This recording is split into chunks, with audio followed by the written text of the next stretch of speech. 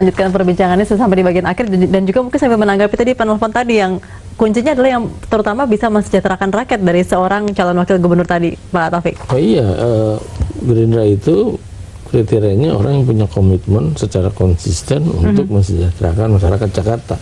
Karena masyarakat Jakarta ini jangan dikira semua sejahtera loh, 60% masih di bawah garis tidak sejahtera itu. Coba kita kalau mau jalan-jalan ke pinggiran-pinggiran Jakarta itu lebih mengerikan lagi. Misalnya di Kamal Muara, misalnya. Itu daerah yang sepanjang hidup banjir. Itu kan perlu orang yang konsisten mau membangun itu. Gitu. Nah, saya kira buat Gerindra bahwa pada waktunya akan menyampaikan siapa yang paling tepat untuk itu. Jadi kita nunggu aja. Mungkin pertanyaan yang perlu saya konfirmasi juga nih Pak Taufik, apakah juga Koalisi Merah Putih akan berlaku dalam voting nanti di DPRD? Yang jelas di Jakarta Koalisi Merah Putih itu ditambah ini loh, Demokrat. Memang berlaku.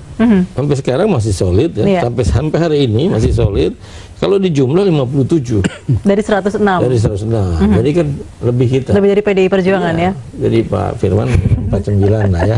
Pak Firman senyum-senyum aja nih jadinya akhirnya begini. Gitu. Nah, dari voting kemungkinan besar akan kalah nih Pak Firman ya. Kira-kira langkah apa yang akan dilakukan oleh PDI Perjuangan supaya nanti kandidatnya juga mungkin ya PDIP tentu menginginkan ada PDIP juga yang mendampingi Pak Ahok nanti. Tadi Pak Taufik bicara menghindari, udah mulai bicara soal jumlah suara nih. Itu kan belum tentu, politik itu dinamis ya, belum tentu. Jadi masih ada waktu untuk saling bukan soal waktu ya? juga ini. Kita ya kalau komunikasi politik dibangun maka kan bisa pendekatan musyawarah ya untuk mufakat. Instrumen voting pun ya tentu kita harus siap itu loh. Tetapi bagaimana formulasi voting itu kan kita belum tahu. Yang penting kita mencari figur yang akan memperkuat pemerintah DKI bersama dengan Pak Ahok, dan selain memang bersih ya supaya tidak menjadi beban. Begini, dia melihat jabatan wakil gubernur itu tidak sebagai kedudukan politik, tapi tempat untuk mengabdi, melayani ya bagi rakyat DKI gitu ya, sehingga DKI ke depan ini semakin maju dan berkembang. Dia harus tanamkan dulu doktrin itu harus masuk dalam pikiran hati sang bakal calon. Jadi perlu dari profesional atau dari partai menurut Pak Firman? Itu menjadi relatif, tapi sumber rekrutmen itu kan terbuka ya. Tidak dengan dikotomik itu bahwa dari kelompok ini, dari kelompok sana, kemudian dari elemen ini dan elemen sana, seterusnya. Itu menjadi relatif. Tetapi soal yang saya sampaikan tadi, kriteria umum, kemudian saya tambah lagi yang berikut ini tadi. Saya kira itu yang paling penting, sebab dia harus menempatkan dirinya sebagai pengabdi, bukan sebagai penguasa ya. Seperti yang dipercontohkan oleh Pak Jokowi selama hampir 2 tahun ini. Oleh karena itu maka apalagi Ahok juga ya, Ahok juga telah memberikan keteladanan itu.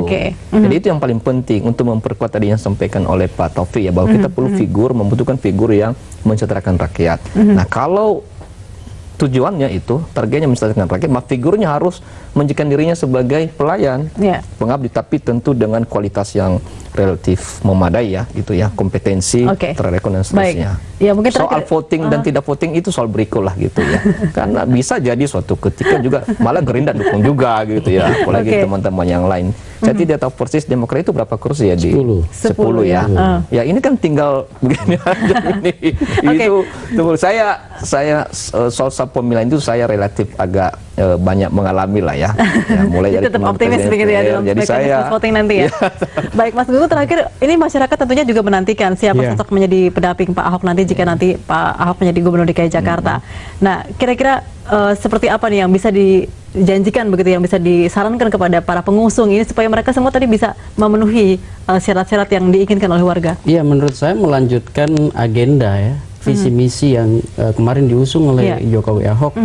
Dan ini kan banyak persoalan yang kemudian diagendakan, udah tercecer di media massa mainstream, di media sosial, janji-janji kampanye maksud saya. Dan itu paling penting, karena kalau enggak bisa melahirkan kognitif disonans, keberbedaan antara apa yang dipikirkan dengan yang dirasakan. Dan itu bahaya, bisa melahirkan public trust yang terus menurun, bahkan bisa aja di bawah ambang ya, psikopolitis yang bisa ditolerir. Artinya ketika disurvei misalnya tingkat kepuasan sudah di bawah 50%. Nah, itu kan agak riskan. Maka menurut saya agenda Ahok dan DKI 2-nya itu adalah bagaimana melanjutkan realisasi program, percepatan visi misi dan segala macam untuk tentu kesejahteraan masyarakat DKI. Kalau tidak, maka ini bukan hanya berimplikasi kepada Ahok dan DKI 2, tapi juga pada partai yang memberikan endorsement tadi. Gitu. Ya, tentunya juga tadi jangan sampai jadi terganggu karena adanya campur tangan politik mungkin yang seperti itu yang campur tidak tangan perlu, politik itu tidak bisa dihindari memang. Karena ini kan area politik ya. Nggak bakalan bisa dihindari, tapi bagaimana memaintenance kerja-kerja politik yang menjunjung tinggi keadaban publik, etika dan aturan hukum. Itu menurut saya yang paling elegan. Berarti di tangan Pak Firman dan di tangan Pak Taufik nanti ya tentunya ya, siapa yang menjadi cawagup nanti untuk mendampingi Pak Basuki. Oke, terima kasih banyak Pak Firman, Pak Gun-Gun dan juga Pak Taufik bersama kami dalam Ada Apa Berita Jak TV. Dan pemirsa, demikian perbincangan kami. Saya Sela Wangkar pamit, namun jangan kemana-mana karena sesaat lagi masih akan hadir perbincangan menarik lainnya untuk Anda hingga pukul 11 malam nanti.